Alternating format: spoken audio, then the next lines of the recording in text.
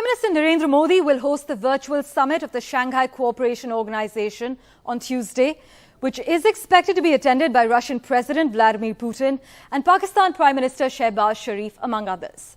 Now, Russia's Putin will participate this week in his first multilateral summit since an armed rebellion rattled Russia, as part of a rare international grouping in which his country still enjoys support.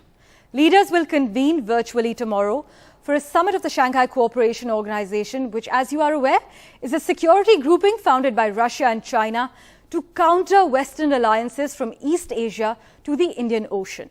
This year's event is hosted by India, and we actually became a member back in 2017. But this is being seen as the latest avenue for our Prime Minister to showcase our growing global clout.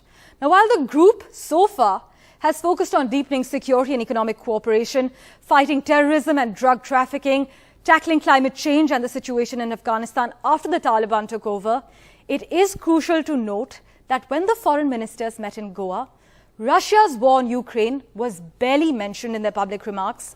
But analysts say the fallout for developing countries on food and fuel security remains a concern for the group.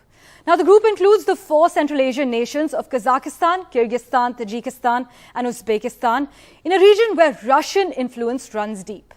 Others include Pakistan, which became a member in 2017 as well, and Iran, which is set to join on Tuesday.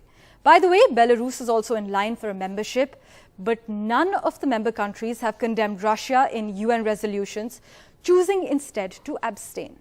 China has sent an envoy to mediate between Russia and Ukraine, while India, as we've covered extensively, has repeatedly called for a peaceful resolution to this conflict. But why exactly is this summit so crucial at this point? Well, for Putin personally, this summit presents an opportunity to show he is in control after a short-lived insurrection by the Wagner mercenary chief. Analysts also believe that the SCO for Russia has been an outlet for Moscow demonstrating that it is not isolated, something that they argue that the US and the European Union are trying to do. Meanwhile, some analysts advocate that this summit is key because Putin is going to be surrounded by some of the few friends he still has left in the international community at this point in time.